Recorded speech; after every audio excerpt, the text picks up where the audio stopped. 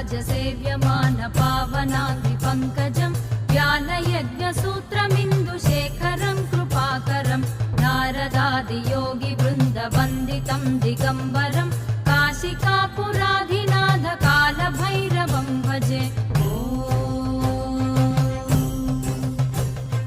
भानुकोटिभास्वरं भवाब्धितारकं परं नीलकण्ठमीप्सितार्थदायकं त्रिलोचनं कालकालमम्बुजाक्षमक्षशूलमक्षरं काशिकापुराधिनाथ कालभैरवं भजे।